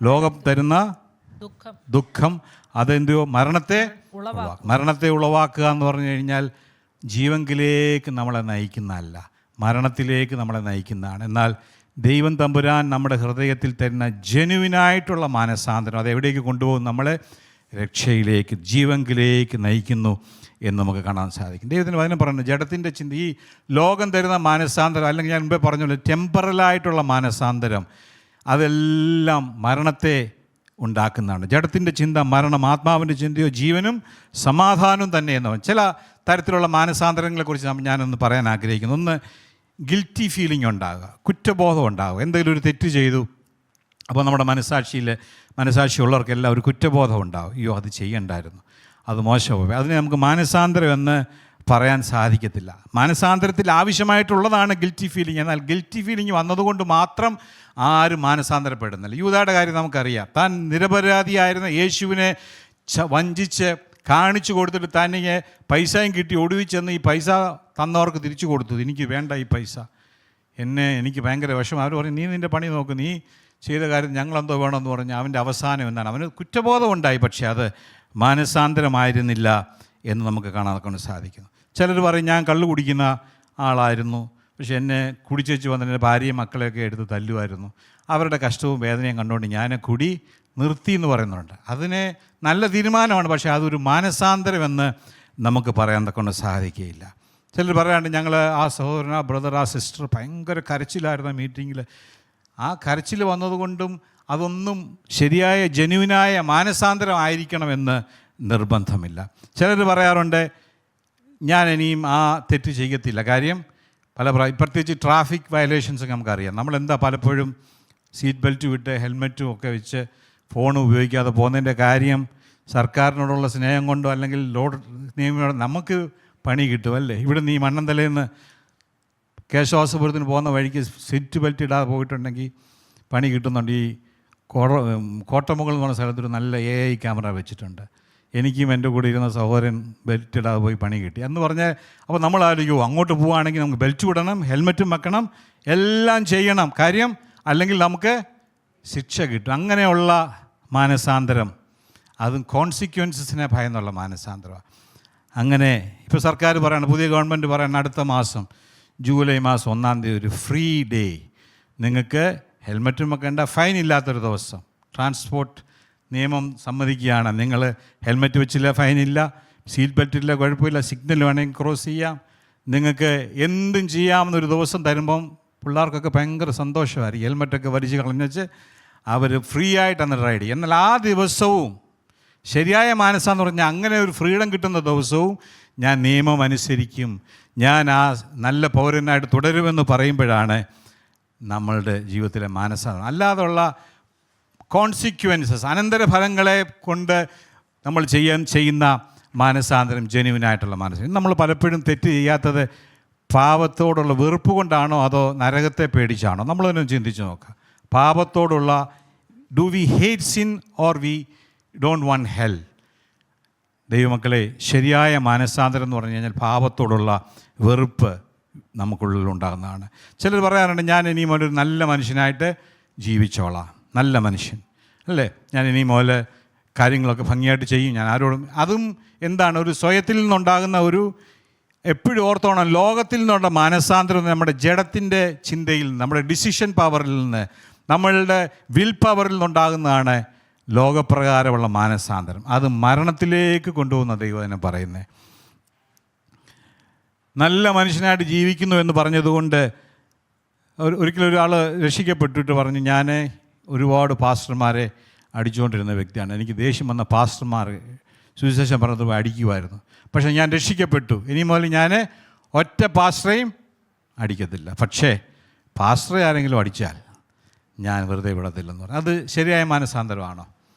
ഇങ്ങനെയുള്ള ദൈവത്തിന് വചനം പറയുകയാണ്, നമ്മുടെ നല്ല പ്രവൃത്തികളൊക്കെ എന്താണെന്നാണ് പറഞ്ഞത്. യെശയ്യാപ്രവാചകൻ പറഞ്ഞു ഞങ്ങളുടെ നീതിപ്രവൃത്തികളൊക്കെയും കറ പുരണ്ട തുണി പോലെയാണ്. കറ പുരണ്ട തുണി പോലെ. നമ്മൾ എത്രമാത്രം നല്ല കാര്യങ്ങൾ ചെയ്യാൻ സ്വയമായി തീരുമാനിച്ചാലും അതൊന്നും ജീവങ്കിലേക്ക് പോകുന്ന മാനസാന്തരവാദത്തിൽ അതൊക്കെ ചില നിർജീവ പ്രവൃത്തികൾ മാത്രമാണ് എന്ന് നമ്മൾ മനസ്സിലാക്കണം. ഞാൻ ഇനി മുതൽ നല്ലൊരു ഭക്തനായിട്ട് ജീവിച്ചോളാമെന്ന് ചിന്തിക്കുന്നവരുണ്ട്. ഞാൻ മീറ്റിങ്ങിനൊക്കെ റെഗുലറായിട്ട് പോകും, സഭായോഗത്തിന് ആദ്യം ഞാൻ പോയിരിക്കും, ഞാൻ പ്രാർത്ഥിക്കും, പാടും, ഞാൻ ആരാധിക്കും, ഇതെല്ലാം പറഞ്ഞവരുണ്ട് അല്ലേ? ഇതെല്ലാം എന്താണ്? ഒരു പരീശന്മാരുടെ കാര്യം നമുക്കറിയാം. കർത്താവിൻ്റെ സമയത്ത് ഏറ്റവും നല്ലതുപോലെ മത ആചാരങ്ങളെ അനുഷ്ഠിക്കുന്നവരായിരുന്നു പരീശന്മാർ. പക്ഷെ അവരെ കർത്താവ് വിളിച്ചെന്തുവാ? കപടഭക്തിക്കാരായ പരീശന്മാരും ശാസ്ത്രിമാരെ നിങ്ങൾക്ക് കഷ്ടം. അപ്പം നമ്മൾ മതപരമായ ചടങ്ങുകളിൽ റെഗുലറായിട്ട് പോവുകയും, ഞാൻ പ്രാർത്ഥനയ്ക്കും എല്ലാ ഞായറാഴ്ച ഞാൻ സമയത്തിന് പോകുന്നുണ്ട്, ഞാൻ ദശാംശം കൊടുക്കുന്നുണ്ട്, ഇതൊന്നും നമ്മളെ എന്ത് ചെയ്യുന്നില്ല? ആ ജീവങ്കിലേക്ക് നയിക്കുന്ന മാനസാന്തരമാകുന്നില്ല എന്ന് നമ്മൾ മനസ്സിലാക്കണം. വീണ്ടും ഒരു കാര്യമുണ്ട്, സത്യങ്ങൾ അറിയുന്നവരാണ്. ഞാൻ ബൈബിൾ നല്ലപോലെ ഞാൻ വായിക്കുന്നുണ്ട്. എനിക്ക് ഒരുപാട് പ്രാവശ്യം ഞാൻ ബൈബിൾ വായിച്ചിട്ടുണ്ട്, ബുക്കുകൾ വായിച്ചിട്ടുണ്ട്. ഇന്ത്യയുടെ ചരിത്രത്തിൽ അനേക മഹാന്മാരായ ആളുകളൊക്കെ യേശുവിനെക്കുറിച്ച് വളരെ ബഹുമാനമുള്ളവരായിരുന്നു. അവരൊക്കെ നല്ലതുപോലെ ബൈബിൾ പല പ്രാവശ്യം വായിച്ചിട്ടുള്ളവർ. പക്ഷേ അവർക്ക് മാനസാന്തരപ്പെട്ടു എന്ന് നമുക്ക് പറയാൻ പറ്റത്തില്ല. അറിവ് ഒരിക്കലും നമ്മളെ മാനസാന്തരത്തിലേക്ക് നയിക്കുന്നില്ല. ബൈബിൾ ക്വിസിന് ടോപ്പ് പ്രൈസ് ആയിരിക്കും, പക്ഷേ കർത്താവിൻ്റെ വചനം നമ്മുടെ ഉള്ളിലുണ്ടാകണമെന്നില്ല. നന്നായിട്ട് പ്രസംഗിക്കാൻ കഴിയുമായിരിക്കും. ഇന്നത്തെ ലീഡേഴ്സിനെയൊക്കെ വിളിച്ച് പ്രസംഗിപ്പിച്ച് കഴിഞ്ഞാൽ എന്തോ ഉണർവായിരിക്കും എന്നറിയോ? ഇപ്പം നമുക്ക് അവർ പെന്തിക്കോസ്തൽ മീറ്റിങ്ങിന് പോകുമ്പോൾ ഒരു പാസ്റ്റർ അവർക്കൊരു മെസ്സേജ് എഴുതി കൊടുക്കും. നല്ല പ്രസംഗിക്കാനുള്ള കഴിവും കൂടെ ആണെങ്കിൽ, പ്രത്യേകിച്ച് നമ്മുടെ ഇപ്പോഴത്തെ മുഖ്യനായ ആളുകളൊക്കെ അവരൊക്കെ നല്ലതുപോലെ പ്രസംഗിക്കും. അതുകൊണ്ട് മാനസാന്തരപ്പെട്ടു നമുക്ക് പറയാൻ പറ്റുമോ? ഇല്ല ദൈവമക്കളെ. നമ്മൾ തലയ്ക്കകത്തിരിക്കുന്ന നോളജ് ഹൃദയത്തിലേക്ക് വരുമ്പോഴാണ് അത് മാനസാന്തരം. അന്ന് ദൈവം പറഞ്ഞ്, ഹൃദയം കൊണ്ട് നീതിക്കായി വിശ്വസിക്കുകയും വായ് കൊണ്ട് രക്ഷയ്ക്കായി ഏറ്റുപറയുകയും ചെയ്യുന്നതാണ് മാനസാന്തരം. യാക്കോബ് അപ്പോസ്തലൻ ചോദിക്കുന്നുണ്ട്, ദൈവം ഏകനെന്ന് നിങ്ങൾ വിശ്വസിക്കുന്നോ? കൊള്ളാം അല്ലേ? പിശാചും അത് തന്നെ വിശ്വസിക്കുന്നുണ്ട്. പിശാചിന് രക്ഷ കിട്ടിയോ? അപ്പോൾ അറിവ് ഒരിക്കലും നമ്മളെ രക്ഷയിലേക്ക് നയിക്കുന്നില്ല എന്ന കാര്യം നമ്മളെപ്പോഴും ഓർക്കണം. എന്നാൽ വാസ്തവത്തിൽ എന്താണ് ദൈവഹിതപ്രകാരമുള്ള മാനസാന്തരം? അതാണ് ഇന്ന് നിങ്ങളോട് പറയാനുള്ള എൻ്റെ സന്ദേശം. അതിനെക്കുറിച്ച് നമ്മൾ വായിക്കുമ്പോൾ 2 കൊരിന്ത്യർ 7-ാം അധ്യായം 8-ാം വാക്യം നമുക്ക് ആ വാക്യം മുതലൊന്ന് വായിക്കാം. 2 കൊരിന്ത്യർ 7:8. ഞാൻ ലേഖനത്താൽ നിങ്ങളെ ദുഃഖിപ്പിച്ചു എന്ന് വരികിലും ഞാൻ അനുതപിക്കുന്നില്ല. ആ ലേഖനം നിങ്ങളെ കുറേ നേരത്തേക്കെങ്കിലും ദുഃഖിപ്പിച്ചു എന്ന് കാണുന്നത് കൊണ്ട് മുമ്പേ അനുതപിച്ചു എങ്കിലും ഇപ്പോൾ ഞാൻ സന്തോഷിക്കുന്നു. ദൈവത്തിൻ്റെ ദാസനായ പൗലോസ് പറയാണ്, ഞാനൊരു ലേഖനം നിങ്ങൾക്ക് എഴുതി. ശക്തമായ ലേഖനമായിരുന്നു. നമുക്ക് 1 കൊരിന്ത്യർ ലേഖനമാണെന്ന് നമുക്കത് മനസ്സിലാക്കാൻ സാധിക്കും. അവരുടെ ജീവിതത്തിലെ കുറവുകളെ വ്യക്തമായി എടുത്തു കാട്ടി ദൈവത്തിൻ്റെ ആത്മാവ് ശക്തമായി ദൈവസഭയോട് സംസാരിച്ചപ്പോൾ ഇവർക്ക് ഈ ലേഖനം കിട്ടിയപ്പോൾ ഭയങ്കര വിഷമം. നമ്മൾ ലേഖനങ്ങളാൽ നിങ്ങളെ ദുഃഖിപ്പിച്ചു എന്ന് വരികയും ഞാൻ റിഗ്രറ്റ് ചെയ്യുന്നില്ല. കാര്യം ആ ലേഖനം കുറേ നേരത്തെയെങ്കിലും നിങ്ങളെ ദുഃഖിപ്പിച്ചു എന്ന് കാണുന്നതുകൊണ്ട് മുമ്പേ എനിക്ക് അല്പം വിഷമം ഉണ്ടായിരുന്നില്ല. ഈ ലേഖനം അവരുടെ കൈ കിട്ടുമ്പം അവർ ഭയങ്കര വിഷമമായിരിക്കുമല്ലോ എന്ന് വിചാരിച്ചു. എങ്കിലും ഇപ്പോൾ ഞാൻ സന്തോഷിക്കുന്നു. കാര്യം എന്താ? നിങ്ങൾ ദുഃഖിച്ചതിനാലല്ല, നിങ്ങൾ മാനസാന്തരത്തിനായി ദുഃഖിച്ചതിനാൽ അത്രേ. നിങ്ങൾക്ക് ഞങ്ങളാൽ ഒന്നിലും ഛേദം വരാതെ വണ്ണം, നഷ്ടം വരാതെ വണ്ണം ദൈവഹിത പ്രകാരമല്ലോ നിങ്ങൾ ദുഃഖിച്ചത്. വളരെ ശ്രദ്ധയോടെ ദൈവങ്ങൾക്ക് കേൾക്കണം. ദൈവഹിത പ്രകാരമുള്ള ദുഃഖം അനുതാപം വരാത്ത മാനസാന്തരത്തെ രക്ഷയ്ക്കായി ഉളവാക്കുന്നു. ലോകത്തിൻ്റെ ദുഃഖമോ എന്ത് സംഭവിക്കുന്നു? മരണത്തെ ഉളവാക്കുന്നു. എന്തുകൊണ്ടാണ് പൗലോസ് പറഞ്ഞത് ഞാൻ നിങ്ങളെ ദുഃഖിപ്പിച്ചതിൽ സന്തോഷിക്കുന്നു എന്ന് പറഞ്ഞ്? ഒന്നാമത്തെ കാര്യം, ദൈവഹിതപ്രകാരമാണ് അവർ ദുഃഖിച്ചത്. രണ്ടാമതായിട്ട് അവർ ദുഃഖിച്ചത് എന്താണ്? മാനസാന്തരത്തിനായിട്ട് അവർ ദുഃഖിച്ചു. അതിൻ്റെ ഇംഗ്ലീഷിൽ കാണുന്ന repented and changed your ways എന്നാണ്. മാനസാന്തരം വന്നു മാത്രമല്ല, അവരുടെ വഴികൾക്കൊരു വ്യത്യാസമായി, അവരുടെ ഡയറക്ഷനൊരു വ്യത്യാസം വന്നു. പിന്നെ പറയുന്നു, ഞങ്ങളാൽ ഒന്നിലും ഛേദം വരാതെ വണ്ണം എന്ന് പറഞ്ഞാൽ ദേ സഫേർഡ് നോ ലോസ്. ഈ ഒരു ദുഃഖം അവരുടെ ജീവിതത്തിൽ വന്നതുകൊണ്ട് അവർക്ക് നഷ്ടമൊന്നും ഉണ്ടായില്ല എന്ന് പറഞ്ഞതിൻ്റെ കാര്യം സാമ്പത്തികമായ നഷ്ടമല്ല. ഈ ഭൂമിയിൽ അവർക്കൊരു മാനസാന്തരം സംഭവിച്ചതുകൊണ്ട് അവർക്ക് നേട്ടം മാത്രമേ ഉണ്ടായിട്ടുള്ളൂ. കാര്യം ദൈവിക സമാധാനം, സ്വസ്ഥത, സന്തോഷം മാത്രമല്ല, നിത്യതയോളമുള്ള ആ സമാധാനം. അതാണ് പൗലോസ് പറഞ്ഞത്. പിന്നീട് പറയുന്നു, ദൈവഹിതപ്രകാരമുള്ള ദുഃഖം അനുതാപം വരാത്ത മാനസാന്തരത്തെ രക്ഷയ്ക്കായി ഉളവാക്കുന്നു. ദൈവമക്കളെ, നമ്മുടെയൊക്കെ ജീവിതത്തിൽ ദൈവവചനത്തിലൂടെ ആണെങ്കിലും ജീവിത സാഹചര്യങ്ങളിലൂടെ ആണെങ്കിലും ഒക്കെ പല ദുഃഖങ്ങളും ദൈവം അനുവദിക്കാറുണ്ട്. നമ്മൾ പ്രതീക്ഷിക്കാത്ത ചില പാതകളിലൂടെ ദൈവം കടത്തിവിടും. നമ്മളെ ദൈവം ചിലപ്പോൾ ഒന്ന് ബ്രേക്ക് ചെയ്യും, ഒന്ന് ക്രഷ് ചെയ്യും, നമ്മളെ ഒന്ന് പൊടിക്കും, നമ്മളെ ഒന്ന് ഞെരുക്കും. അതെന്തിനാണെന്നറിയാമോ?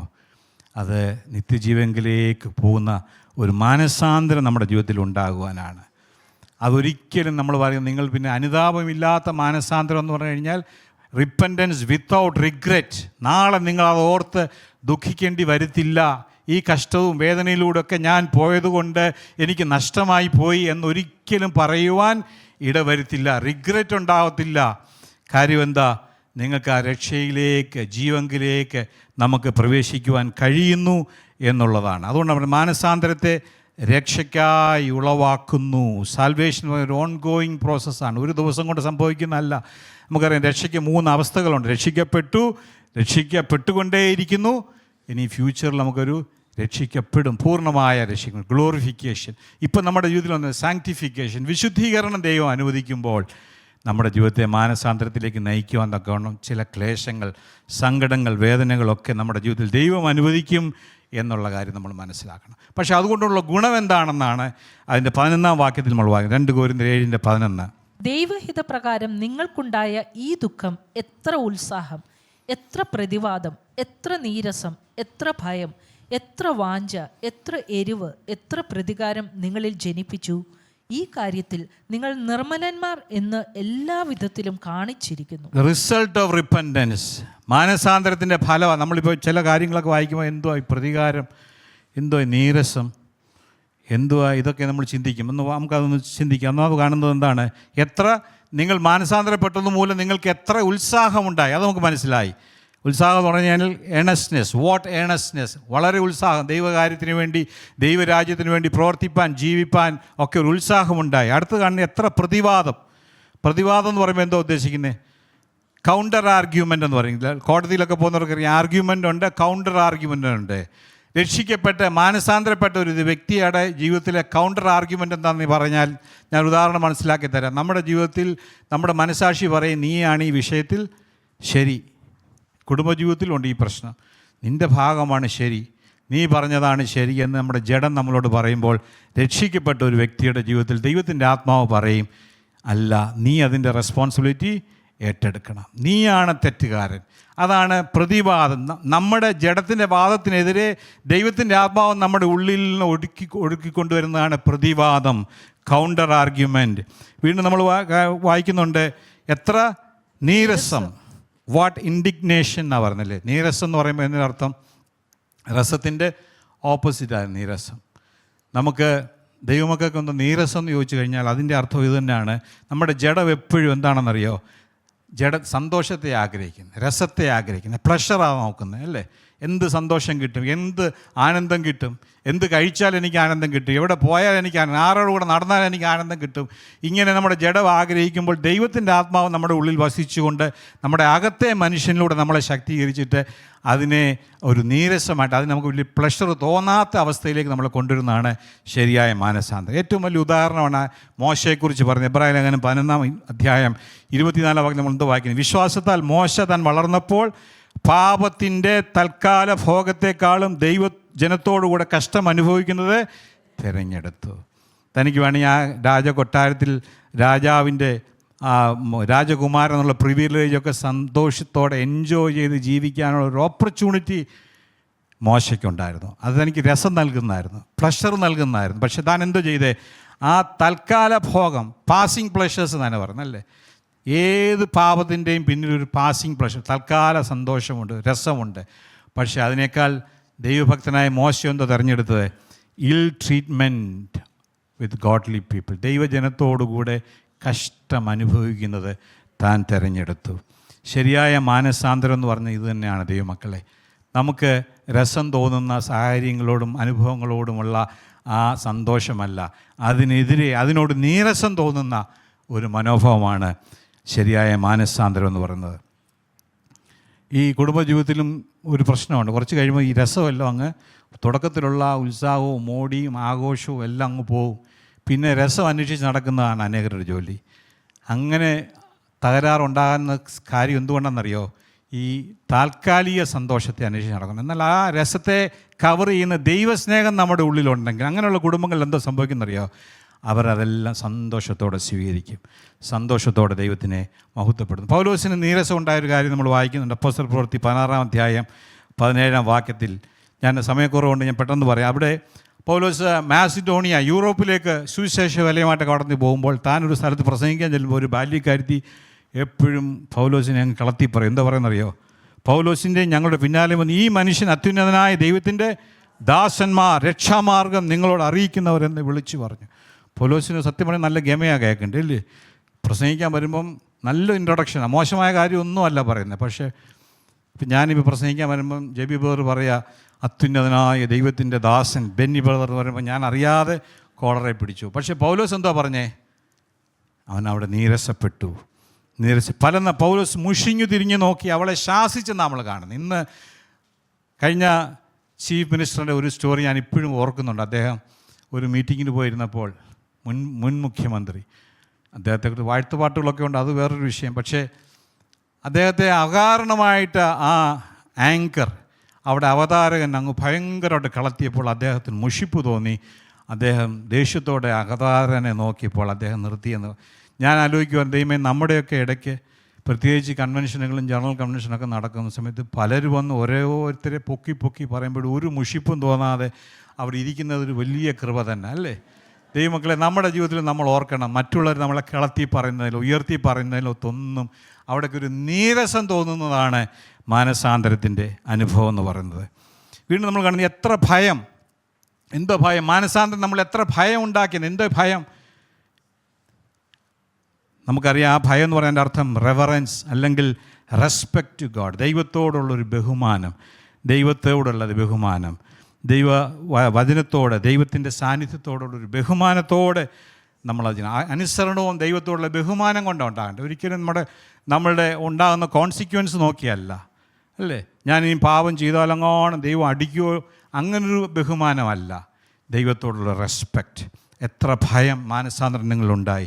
ഒബീഡിയൻസ് ഔട്ട് ഓഫ് ക്യാരക്ടർ എന്നതാണ് പറയുന്നത്. അതിനുശേഷം പറയും എത്ര വാഞ്ച, വാട്ട് ലോങ്ങിങ്, എത്ര ആഗ്രഹം. മാനസാന്തരം നമ്മുടെ ഉള്ളിലുണ്ടാകുമ്പോൾ ഉണ്ടാകുന്നതാണ് അഫെക്ഷൻ. ദൈവത്തോട്, ദൈവജനത്തോട്, ദൈവമക്കളോട്, ദൈവ സാന്നിധ്യത്തോടൊക്കെ നമുക്കുണ്ടാകുന്ന ഒരു അഫെക്ഷനെക്കുറിച്ചാണ് എത്ര വാഞ്ച എന്ന് പറയുന്നത്. വീണ്ടും കാണുന്നു എത്ര എരിവ്, വാട്ട് സീൽ. സീലെന്ന് പറഞ്ഞാൽ എന്തോ? എരിവെന്ന് പറഞ്ഞാൽ മുളക് കുടിക്കുമ്പോൾ ഉണ്ടാകുന്ന എരിവല്ല, നമ്മളിലുണ്ടാകുന്ന ഒരു താല്പര്യം, ഒരു ദൈവജനത്തോട്. ഇന്ന് നിങ്ങൾ ഇത്രയും പേര് ഇവിടെ വന്നതിൻ്റെ കാര്യം ഇന്ന് പാസ്റ്റർ ഇല്ലെന്നറിയാം, മഴയുണ്ട്, എന്നിട്ടും ഇവിടെ വന്നെങ്കിൽ നിങ്ങൾക്ക് കുറച്ചൊക്കെ എരിവുള്ളത് കൊണ്ട് തന്നെയാണ്. വീണ്ടും കാണുക എത്ര പ്രതികാരം. ഇംഗ്ലീഷിൽ കാണുന്ന and what readiness to punish wrong. പ്രതികാരം എന്ന് പറയുന്നത് നമുക്കെന്തോ പ്രതികാരമുണ്ടോ? അതിൻ്റെ അർത്ഥം എന്താണ്? സ്പിരിച്വൽ റിവെഞ്ചാണ്, ആത്മീയമായ ഒരു പ്രതികാരം. ഉദാഹരണം പറയാം, നമ്മളെ ഒരാൾ വേദനിപ്പിച്ചു, നമുക്ക് ഒത്തിരി സങ്കടമുണ്ടായി. നമ്മൾ പറയാം ഇനി ആ വ്യക്തിയെ കാണുമ്പോൾ ഇനിയും കൂടുതൽ ലോഹ്യത്തിനൊന്നും പോകണ്ട, വേണമെങ്കിൽ ഒന്ന് ചിരിച്ച് കാണിച്ചേക്കാം, അത്രയേ ഉള്ളൂ. ഞാൻ അവൻ്റെ വീട്ടിൽ ക്ലസ്റ്ററിന് പോകുന്നില്ല, കല്യാണത്തിന് പോകുന്നില്ല, ഒരു പരിപാടിയും. കാര്യം എന്നെ വേദനിപ്പിച്ചു. അതാര് പറയുന്ന? നമ്മളോട് നമ്മുടെ ജഡം പറയുന്ന അല്ലേ, ഫ്ലഷ് പറയുന്ന. അത്തരം മാനസാന്തരപ്പെട്ട ആളോട് ദൈവത്തിൻ്റെ ആത്മാവ് എന്താ പറയുന്നത്? അല്ല, നീ അവനോട് ഹൃദയപൂർവ്വം ക്ഷമിക്കണം. അതാണ് പ്രതികാരം, സ്പിരിച്വൽ റിവെഞ്ച് എന്ന് പറഞ്ഞു കഴിഞ്ഞാൽ. നമുക്ക് വേദന ഉണ്ടാക്കിയ ആളിനോട് അങ്ങ് ക്ഷമിക്കാൻ കഴിയും. കർത്താവ് എന്താ പഠിപ്പിച്ചേ? ഞങ്ങളുടെ കടങ്ങൾ ഞങ്ങളോട് ചെയ്തത് ഞങ്ങളോട് ക്ഷമിക്കുന്നത് പോലെ ഞങ്ങളോടും ക്ഷമിക്കണം, ഞങ്ങളോട് ക്ഷമിക്കണം, ഞങ്ങൾ മറ്റുള്ളവരോട് ക്ഷമിക്കുന്നില്ല. ആ ഒരു ബോധ്യമാണ് ശരിയായ മാനസാന്തരം എന്ന് പറഞ്ഞാൽ. അത് മാത്രമല്ല, ക്ഷമ ചോദിക്കേണ്ട അവസരങ്ങളുണ്ട് അല്ലേ? അവനാ തെറ്റ് ചെയ്തേ, അവളാ തെറ്റ് ചെയ്തേ, ഞാനല്ല തെറ്റ് ചെയ്തേ. കുടുംബജീവിതത്തിൽ ഉണ്ടാകുന്നൊരു വലിയ പ്രശ്നമാണ് she is wrong, he is wrong.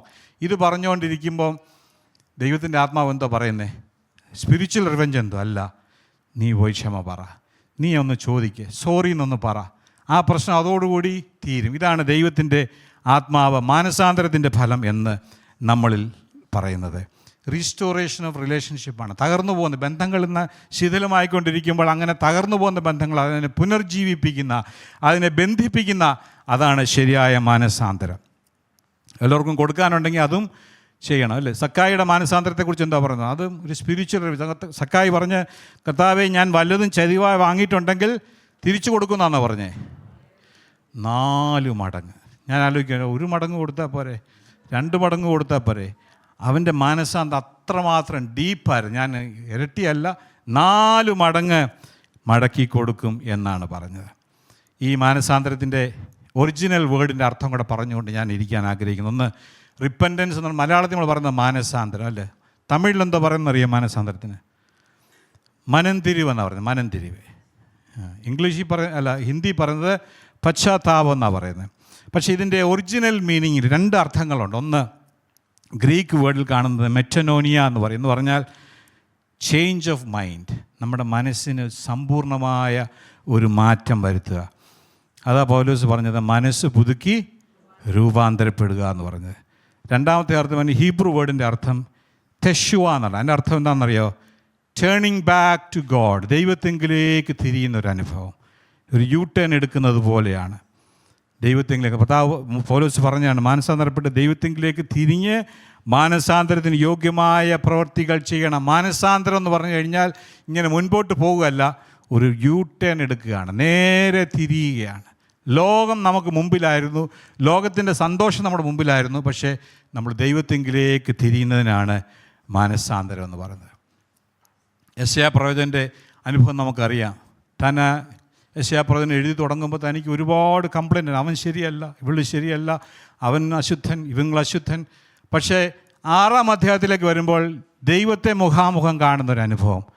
അത് കഴിയുമ്പോഴത്തേക്ക് തൻ്റെ ചിന്താഗതികളെല്ലാം മാറുക. താൻ പറഞ്ഞെന്തുവാ? അയ്യോ ഞാൻ അരിഷ്ട മനുഷ്യൻ, അയ്യോ ഞാൻ അരിഷ്ട മനുഷ്യൻ. ഇതെപ്പോഴാണ് സംഭവിക്കുന്നത്? നമ്മൾ ദൈവത്തെങ്കിലേക്ക് നോക്കുമ്പോഴാണ്. മറ്റുള്ളവരിലേക്കൊക്കെ നോക്കുമ്പോൾ നമുക്ക് നമ്മളെ മറ്റവരെക്കാട്ടി ബെറ്ററാ, അവരെക്കാട്ടി ബെറ്ററാ അല്ലേ? ഭാര്യയുടെ ഭാഗത്താണ് കുഴപ്പം, എനിക്ക് കുഴപ്പമൊന്നുമില്ല, ഞാനല്ല അവരാദ്യം പറഞ്ഞല്ല, ഭർത്താവ് ആദ്യം പറഞ്ഞത് അങ്ങനെയുള്ള മനോഭാവം എല്ലാം മാറും. കർത്താവിലേക്ക് നോക്കുമ്പോൾ നമുക്ക് തോന്നാൻ കഴിയുന്നത് നമ്മളിലേക്ക് നമ്മുടെ കുറവുകൾ കാണുവാൻ തക്കവണ്ണം നമുക്ക് സാധിക്കും. ദൈവമക്കളെ, ചേഞ്ച്, 2 കാര്യങ്ങൾ. ചേഞ്ച് ഓഫ് മൈൻഡ്, മനസ്സിന് വരുന്ന സമൂലമായ മാറ്റം, ദൈവത്തെങ്കിലേക്ക് തിരിയുന്ന ഒരു കാര്യം. ഇത് 2 നടക്കുമ്പോഴാണ് ശരിയായ മാനസാന്തരം നടക്കുന്നത്. ലോകത്തിൽ നമുക്ക് തിരിയേണ്ടതായിട്ടുണ്ട്. Turning from the world. ദൈവം പറഞ്ഞു, ലോകത്തെയും ലോകത്തിലുള്ളതിനെയും സ്നേഹിക്കരുത്. ഒരുവൻ ലോകത്തെ സ്നേഹിക്കുന്നുവെങ്കിൽ അവനിൽ പിതാവിൻ്റെ സ്നേഹമില്ല എന്ന് നമ്മൾ വായിക്കുന്നു. ദൈവമക്കളെ, മാനസാന്തരപ്പെട്ട് കഴിയുമ്പോൾ ഈ ലോകത്തിൻ്റെ ജഡിക മോഹങ്ങളിലൊന്നും നമുക്ക് താല്പര്യം ഉണ്ടാവാതെ ദൈവത്തെങ്കിലേക്ക് തിരിയുവാൻ തക്കവണ്ണം നമുക്ക് സാധിക്കും. നമ്മുടെ ആ അഹങ്കാരത്തിൽ നിന്ന്, നമ്മുടെ അങ്ങനെയുള്ള മനോഭാവത്തിന്, അതാണ് 2 ദിനവൃത്താന്തം നമ്മൾ വായിക്കുന്നത്. എൻ്റെ നാമം വിളിക്കപ്പെട്ടിരിക്കുന്ന എൻ്റെ ജനം തങ്ങളെ തന്നെ താഴ്ത്തി പ്രാർത്ഥിച്ച് എൻ്റെ മുഖം അന്വേഷിച്ച് തങ്ങളുടെ ദുർമാർഗ്ഗങ്ങളെ വിട്ട് തിരിയുന്നു. 2 കാര്യങ്ങളാണ്. തന്നെത്താൻ താഴ്ത്തണം, പാപത്തോട് നോ പറയാൻ തക്കൊണ്ട് സാധിക്കും. അങ്ങനെ ചെയ്യുമെങ്കിൽ അവരുടെ പാപം ക്ഷമിച്ച് അവരുടെ ദേശത്തിന് സൗഖ്യം വരുത്തി കൊടുക്കുമെന്നാണ് പറയുന്നത്. ചിലത് നമ്മൾ തിരിയാനുണ്ട്, വിഗ്രഹങ്ങളിൽ നിന്ന് തിരിയാൻ. നമ്മൾ ബൈബിൾ വായിക്കുന്നുണ്ട്, വിഗ്രഹങ്ങളെ വിട്ട് ദൈവത്തെങ്കിലേക്ക് എങ്ങനെ തിരിഞ്ഞു വന്നു എന്ന് നമ്മൾ വായിക്കുന്നുണ്ട്. വിഗ്രഹങ്ങളെ വിട്ട് ദൈവത്തിൻ്റെ വിഗ്രഹങ്ങൾ എന്ന് പറയുമ്പോൾ നമ്മൾ ഉദ്ദേശിക്കുന്നത് ഈ ഉണ്ടാക്കി വച്ചിരിക്കുന്ന രൂപം മാത്രമല്ല. നമ്മുടെ ഹൃദയത്തിൽ ദൈവത്തിന് കൊടുക്കുന്ന പ്രാധാന്യത്തെക്കാൾ ഉപരിയായി നമ്മൾ എന്തിന് പ്രാധാന്യം കൊടുത്താലും, അത് ജോലിയാണെങ്കിലും ഓടിക്കുന്ന വണ്ടിയാണെങ്കിലും മക്കളാണെങ്കിലും ധനമാണെങ്കിലും ഇൻവെസ്റ്റ്മെൻ്റ് ആണെങ്കിലും, അപ്പോൾ ഒരു കാര്യം ഓർത്തോണം, അത് നമ്മുടെ ഉള്ളിൽ വിഗ്രഹമാണ്. ദൈവം പറയുന്നു, മാനസാന്തരപ്പെടുമ്പോൾ വിഗ്രഹങ്ങളിൽ നിന്ന് വിട്ട് ദൈവത്തെങ്കിലേക്ക് തിരിയുന്ന അനുഭവം. വീണ്ടും നമ്മൾ വായിക്കുന്നുണ്ട്, നമ്മളിൽ തന്നെ തിരിയേണ്ടതായിട്ടുണ്ട്. ദൈവത്തിൽ വായിക്കുന്നുണ്ട്, നിങ്ങളെല്ലാവരും ആടുകളെപ്പോലെ തെറ്റിപ്പോയിരുന്നു, നാം ഓരോരുത്തരും താൻ്റെ വഴിക്ക് നമ്മളെല്ലാം നമ്മുടെ സ്വന്തം വഴികളിലേക്ക് തിരിഞ്ഞാണ് ജീവിച്ചുകൊണ്ടിരുന്നത്. അതിൽ നിന്ന് തിരിഞ്ഞ് ദൈവത്തെങ്കിലേക്ക് തിരിയുന്നതാണ് ശരിയായ മാനസാന്തരം. പൗലോസ് പറയുന്നുണ്ട്, എല്ലാവർക്കും വേണ്ടി ഒരുവൻ മരിച്ചിരിക്കെ എല്ലാവരും മരിച്ചു വന്നു, ജീവിക്കുന്നവർ ഇനി തങ്ങൾക്കായിട്ടല്ല, തങ്ങൾക്ക് വേണ്ടി മരിച്ചുയർത്തെഴുന്നതിനായിട്ട് തന്നെ ജീവിക്കണം എന്ന് ദൈവത്തിൻ്റെ വചനം നമ്മളെ ഓർമ്മിപ്പിക്കുന്നു. തന്നെത്താൻ ത്യജിക്കുക. കർത്താവ് എല്ലാ സുവിശേഷങ്ങളും റിപ്പീറ്റ് ചെയ്ത കാര്യമുണ്ട്. യേശുശിമാർ ഒരുത്തനെൻ്റെ പിന്നാലെ വരുമെന്ന് വെച്ചാൽ തന്നെത്താൻ ത്യജിച്ച് തൻ്റെ ക്രൂശ് എടുത്ത് എന്നെ അനുഗമിക്കട്ടെ. 2 പ്രധാനപ്പെട്ട മാനസാന്തരത്തെക്കുറിച്ച് അതിൻ്റെ കണ്ടൻറ്റ് മാത്രം പറഞ്ഞുകൊണ്ട് ഞാനിരിക്കും. ഒന്ന്, നമുക്കറിയാം, ഒരു മുടിയനായ പുത്രൻ തൻ്റെ പിതാവിൽ നകന്ന് തൻ്റെ സുഖസൗകര്യങ്ങളെല്ലാം അന്വേഷിച്ച് തനിക്ക് കിട്ടേണ്ട പോഷനുമായിട്ട് പോയി അവൻ ഒടുവിൽ എവിടെ ചെന്ന് നിന്നെ? പന്നിക്കൂട്ടത്തിന് നടുവിലല്ലേ. അവൻ അവിടെ വെച്ച് തീരുമാനിക്കും, ഞാൻ എൻ്റെ പിതാവിലേക്ക് മടങ്ങിപ്പോകും എന്ന് പറയുമ്പോഴേ ഇപ്പോഴവൻ്റെ മുമ്പിൽ എന്തായിരുന്നു? പന്നി. തിരിഞ്ഞു പോകുമ്പോൾ ആരാ ഉള്ളത്? പിതാവ്. ദൈവമക്കളെ, ഇന്ന് യുവതലമുറയൊക്കെ മനസ്സിലാക്കേണ്ട ഒരു സത്യമാണിത്. നമ്മൾ ദൈവത്തിൽ നകന്ന് നമ്മുടെ സ്വന്തം വഴികളിലേക്ക് പോയി നമ്മൾ ചെന്ന് അവസാനിക്കുന്നത് പന്നിയുടെ മുമ്പിലായിരിക്കും, അല്ലെങ്കിൽ അതുപോലുള്ള പന്നിക്കൂട്ടത്തിന് മുമ്പിലായിരിക്കും. എന്നാൽ ദൈവത്തെങ്കിലേക്ക് തിരിയുമെങ്കിൽ നമ്മളെ സ്നേഹത്തോടെ കാത്തിരിക്കുന്ന, നമ്മളെ സന്തോഷത്തോടെ സ്വീകരിക്കുന്ന ഒരു പിതാവ് നമുക്കുണ്ടെന്നുള്ള കാര്യം പൗലോസിനെ കുറിച്ച് ഒരു വാക്ക് പറഞ്ഞോട്ടെ. താനും വളരെ അധികം ഒരു ജൂവിഷ് ഭക്തനായിട്ട് തൻ്റെ മതത്തിനു വേണ്ടി എന്ത് ത്യാഗം സഹിക്കാനും സ്ത്രീകളെയും പുരുഷന്മാരെയൊക്കെ വലിച്ച് ഇഴച്ച് കൊലയും ഭീഷണിയും നിശ്വസിച്ചുകൊണ്ട് ജീവിച്ചിരുന്ന ഒരു മനുഷ്യൻ. ക്രിസ്തുമാർഗവും ക്രിസ്തുവും തെറ്റാണ്, തെറ്റായ ഉപദേശമാണ്, ഇതിനെ പോകുന്നവരെ കൊന്നുകളയണമെന്ന് തീരുമാനിച്ച മനുഷ്യൻ കർത്താവിൻ്റെ സന്ദർശനം ഉണ്ടായപ്പോൾ അവന് യൂ-ടേൺ എടുക്കുന്നതായിരുന്നല്ലേ. തൻ്റെ ആശയങ്ങൾക്ക് വ്യത്യാസം വന്നു, തൻ്റെ കാഴ്ചപ്പാടുകൾ മാറി, തൻ്റെ മനസ്സിൽ വെച്ചിരുന്ന എല്ലാ ചിന്താതികൾക്കും മാറ്റം വന്നു. പൂർണ്ണമായിട്ട് കർത്താവിനെ പിൻപറ്റുന്ന ഒരു വ്യക്തിയായി തീർന്നു. ഏറ്റവും അനുഗ്രഹിക്കപ്പെട്ട അപ്പോസ്തലനായി താൻ പിന്നീട് മാറി. ദൈവമക്കളെ, ഇന്ന് നമ്മൾ ഈ സന്ദേശം കേൾക്കുമ്പോൾ നമ്മൾ വിചാരിക്കും എനിക്കെന്തുവാ മാനസാന്തരത്തിൻ്റെ കുറവ്. അല്ല, നമ്മളെ തന്നെ ദൈവസന്നിധിയിൽ സമർപ്പിക്കണം. ദൈവവചനത്തോട് നമ്മൾ പ്രതികരിക്കണം. നമ്മൾ കേട്ടതുപോലെ ആത്മീയ പക്വതയിലേക്ക്, പരിജ്ഞാന പൂർത്തിയിലേക്ക് വളരുവാൻ നമുക്ക് ഏറ്റവും ആവശ്യമായ അടിസ്ഥാനമായ കാര്യങ്ങളിൽ പ്രധാനപ്പെട്ടതാണ് നമ്മുടെ മാനസാന്തരം. ദിനംതോറും നമ്മുടെ ജീവിതത്തിൽ സംഭവിക്കണം. ചിലർക്ക് പറയാനുണ്ടോ, ഇനി കുറച്ചാളോടൊക്കെ കഴിയട്ടെ, ഇപ്പോൾ എനിക്ക് ആരോഗ്യമൊക്കെ ഉണ്ട്, ഇപ്പം ഞാൻ ഇങ്ങനെ സന്തോഷിച്ചൊക്കെ ജീവിക്കുക, I will do it later എന്ന് പറയുന്നവരുണ്ടല്ലേ. ഫെലിക്സിനെ കുറിച്ച് നമ്മൾ വായിക്കുന്നുണ്ട്. പൗലോസിനെ കുറിച്ച് കേട്ടപ്പോൾ ഈ സുവിശേഷത്തെ കേൾക്കാൻ ഫെലിക്സ് എന്ന് പറയുന്ന രാജാവിന്, ഗവർണർക്ക് വലിയ താല്പര്യം വന്നു. അദ്ദേഹം വിളിച്ചു. എന്നാൽ പൗലോസ് നീതി, ഇന്ദ്രജയം, വരുവാനുള്ള ന്യായവിധി എന്നിവയെക്കുറിച്ച് സംസാരിക്കുമ്പോൾ ഫെലിക്സിന് ആകെ പേടിയായി. അയ്യോ, ഇതൊന്നും നമുക്ക് പറ്റത്തില്ല, ഇപ്പോൾ പറ്റത്തില്ല, നീ ഇപ്പോൾ പോ, പിന്നെ ഞങ്ങൾ വിളിക്കാം അല്ലേ. ഇന്ന് പലരും വിചാരിച്ചിരിക്കുന്നത് ഇപ്പോൾ കുറച്ചാളൊക്കെ ഇങ്ങനെ പോട്ടെ, ഇപ്പോൾ ആരോഗ്യമൊക്കെ ഉണ്ട്, ശരിയായ മാനസാന്തരമൊക്കെ ഇച്ചിരൂടെ പ്രായമായിട്ട് വരാം. അങ്ങനെയല്ല ദൈവമക്കളെ.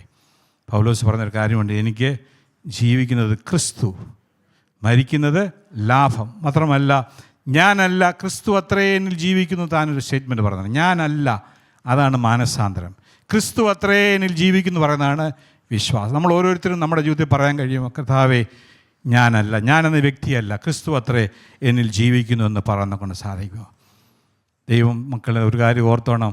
ആ അത്തിവൃക്ഷത്തിന് നടുവിൽ വന്നിട്ട് സക്കായിയെ നോക്കിയിട്ട് കർത്താവ് പറഞ്ഞൊരു വാക്കുണ്ട്, സക്കായിയെ ഇറങ്ങി വാ, ഞാൻ ഇന്ന് നിന്നോടുകൂടെ ഇന്ന് നമ്മളോട് ദൈവത്തിൻ്റെ വചനം പറഞ്ഞതാണ്. നമ്മൾ ഒത്തിരി ഓടി അധ്വാനിച്ച് നിൽക്കുമ്പോഴും ദൈവവചനം പറയുന്നു, നീ ഒന്ന് ഇറങ്ങി വാ, മാനസാന്തരപ്പെട്ടു വാ, ശരിയായ ജീവിതത്തിലേക്ക് വാ. നമ്മുടെ കുടുംബജീവിതം, നമ്മുടെ സഭാന്തരീക്ഷം, നമ്മുടെ മിനിസ്ട്രി എല്ലാം അനുഗ്രഹിക്കപ്പെടുവാൻ ദൈവം പറഞ്ഞു. ദൈവഹിതപ്രകാരമുള്ള ദുഃഖം എന്ത് സംഭവിക്കുന്നു? അനുതാപം വരാത്ത മാനസാന്തരത്തെ രക്ഷയിലേക്ക് നയിക്കുന്നു. പക്ഷേ ലോകത്തിൻ്റെ ദുഃഖം അല്ലെങ്കിൽ ലോകപ്രകാരമുള്ള, നമ്മൾ മുമ്പ് കേട്ടതുപോലെ വേർഡ്ലി ആയിട്ടുള്ള മാനസാന്തരം എന്ത് ചെയ്യുന്നു? അത് മരണത്തെ ഉളവാക്കുന്നു. ദൈവസന്നിധിയിൽ നമ്മളെ തന്നെ ഒരു നിമിഷം നമ്മുടെ കണ്ണുകളൊന്ന് അടയ്ക്കാം. കർത്താവേ, ഞങ്ങൾ അങ്ങേക്ക് നന്ദിയോടെ സ്തോത്രം ചെയ്യുന്നു. നിത്യനായ ദൈവത്തെ ഹൃദയപൂർവ്വം സ്നേഹിപ്പാനും അങ്ങയുടെ വഴിയിൽ നടക്കുവാനും അങ്ങ് തന്ന ഭാഗ്യത്തിനായി സ്തോത്രം. എന്നാൽ കർത്താവേ, ശരിയായ മാനസാന്തരം ഞങ്ങൾ വരേണ്ടതായിട്ടുണ്ട്. പലയിടങ്ങളിലും ഞങ്ങൾ കർത്താവേ കുറവുള്ളവരാണെന്ന് സമ്മതിക്കുന്നു. അങ്ങയുടെ സന്നിധിയിൽ താഴ്ത്തി സമർപ്പിക്കുന്നു. വചനം കേട്ട എല്ലാവരോടും ദൈവമേ അവിടുന്ന് ഇടപെടണമേ.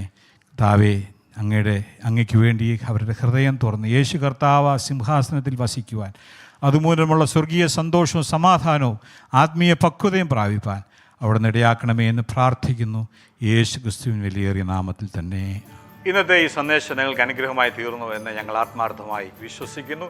ഇതുപോലെയുള്ള അനുഗ്രഹിക്കപ്പെട്ട സന്ദേശങ്ങൾ തുടർന്നും കേൾക്കുവാൻ ദയവായി ഞങ്ങളുടെ ഈ ചാനൽ നിങ്ങൾ സബ്സ്ക്രൈബ് ചെയ്യുക.